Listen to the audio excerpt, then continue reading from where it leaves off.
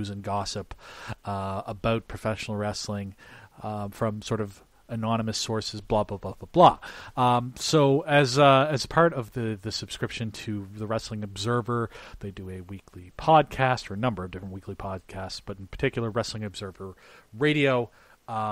This past week, August the 9th.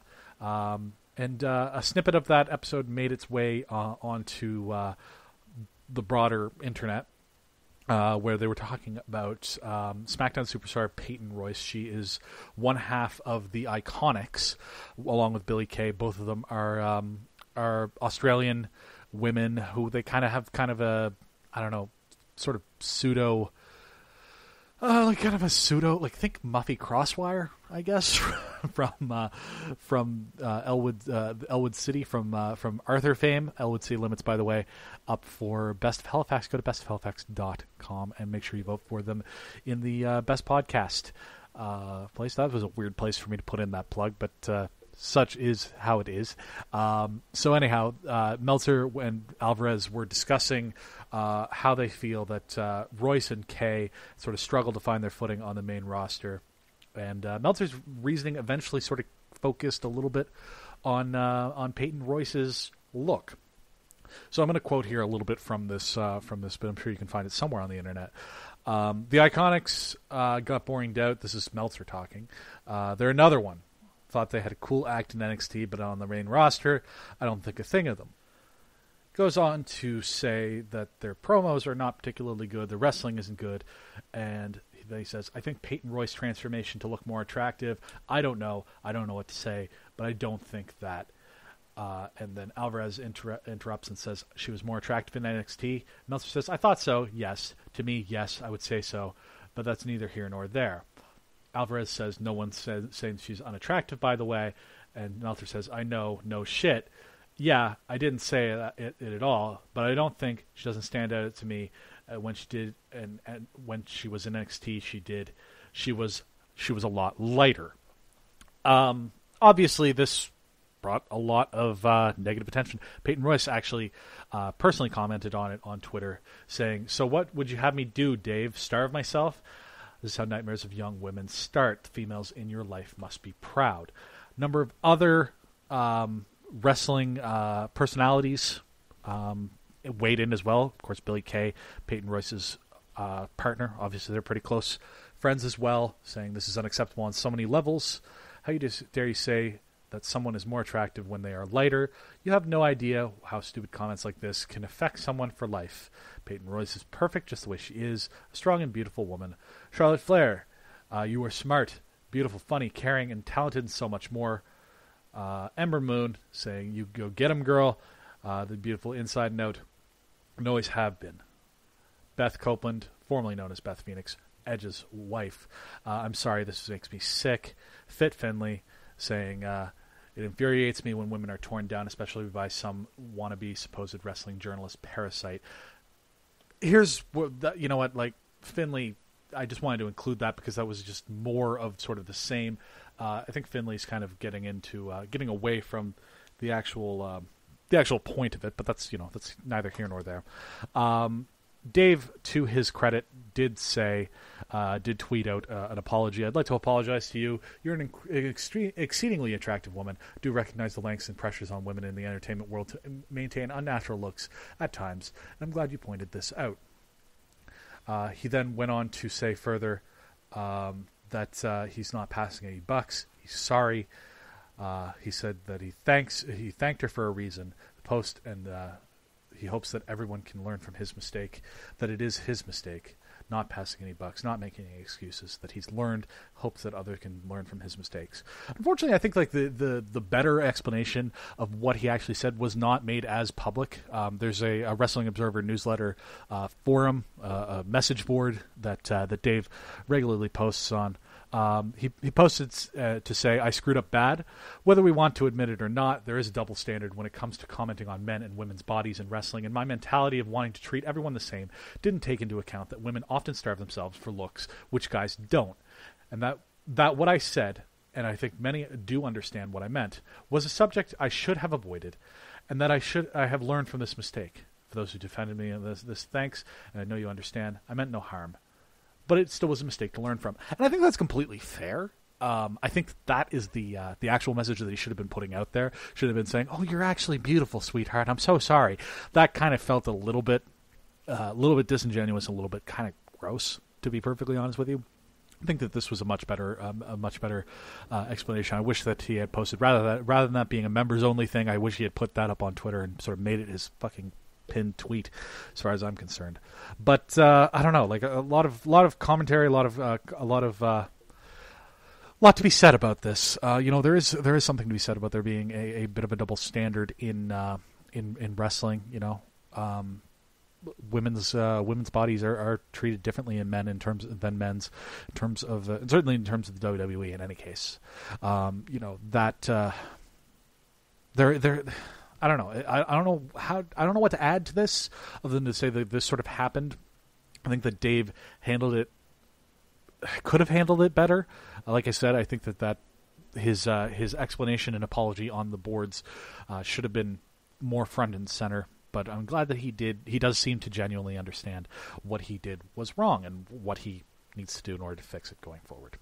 Anywho, that's professional wrestling.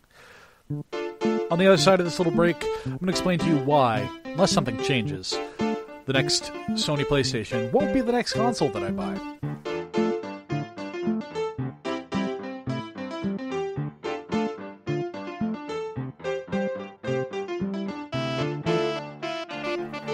So, Bethesda Softworks, company behind titles like Skyrim, Fallout 4, the other Elder Scrolls titles, the most recent Doom titles.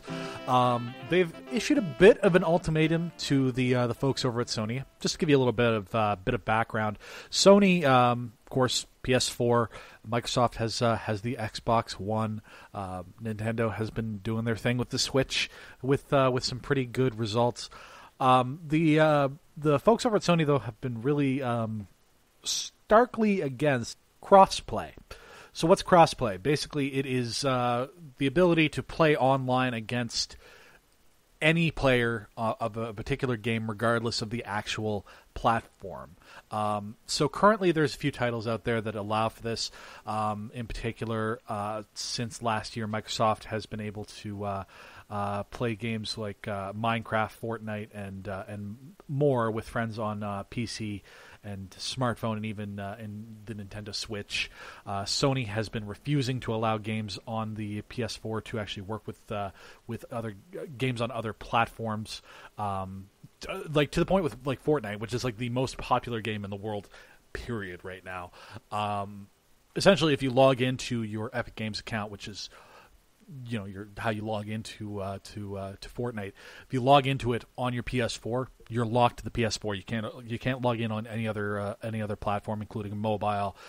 You can't carry over that same account information, which is a real shame because, of course, you're playing the game and you want to make progress and you want to be able to unlock the things that you unlock, and you want to be able to use them across platforms, which you can do on every other platform but the PS4. So basically, to give you an idea of sort of how this is all sort of shaking out, Bethesda has basically issued an ultimatum to Sony. They have a game coming out on all platforms coming soon. It's basically a card game based on the Elder Scrolls series. It's Elder Scrolls Legends, and they want players to be able to play the game on all consoles with each other. And if their progress to carry over their progress, if they play on PC and then they play on their Switch and then they play on their Xbox, they want that to all just be under one account, one place where all your progress carries forward. Which is kind of a nice idea. It's a competitive card game. It's similar to Blizzard's Hearthstone. And it needs to be the same across all platforms, both visually and gameplay. And whether you're on an iPhone or a PC, they want to be able to you to have the exact same experience with the exact same account.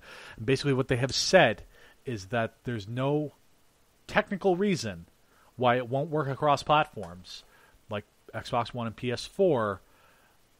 Sony's not allowing that right now. And basically, what they have said is if Sony doesn't allow for crossplay, they're not going to bring this game and have it be on the PS4. Now, I have no particular need to play this particular game. But if this signals a bit of a sea change in terms of what major third-party AAA providers like Bethesda, maybe like Rockstar down the line, with the upcoming titles in both Red Dead and the Red Dead Redemption series, Grand Theft Auto coming down the line.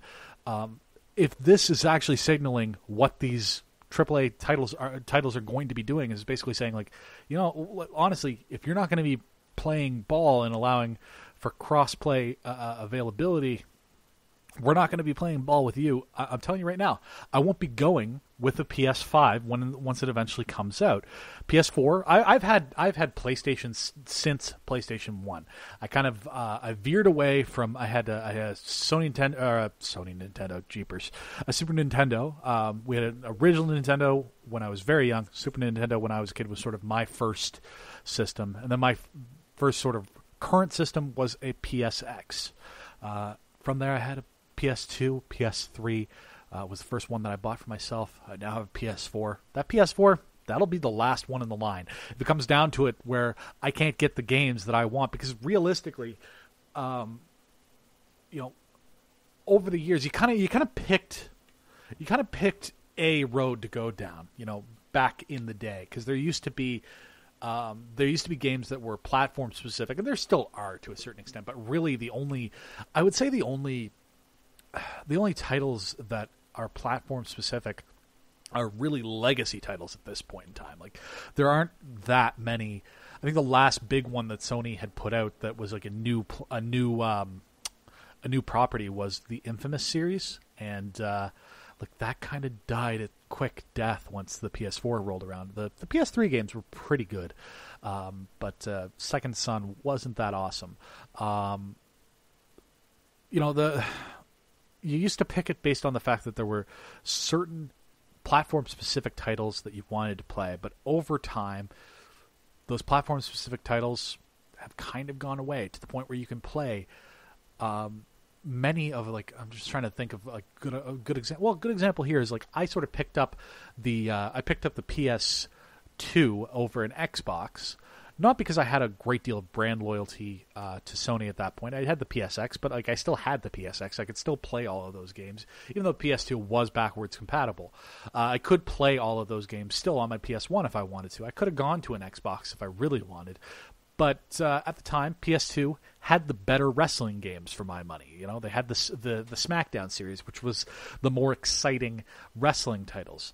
Today, I can literally get the latest wrestling titles from 2K across all platforms. Now, I don't really want those games anymore because they've all gone the route of microtransactions. But that's not, it's neither here nor there.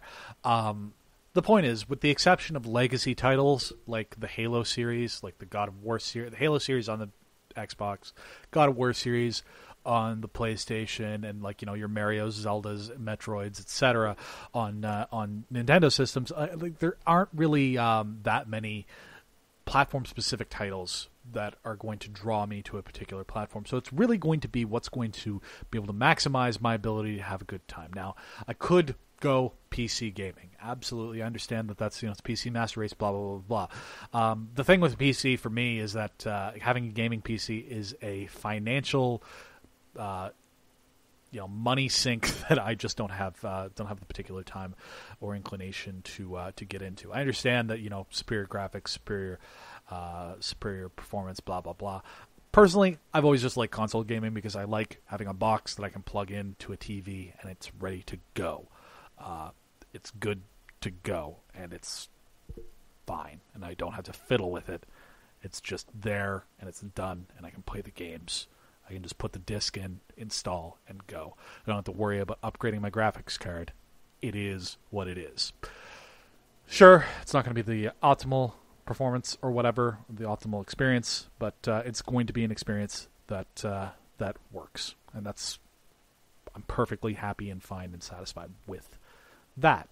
What it comes down to then, if I'm not interested in platform-specific titles, which console am I going to go with? Am I going to go with the one that is so stuck to its guns about protecting its profits such that it won't allow you to play against. And I don't even play games online, for the record, for the most part.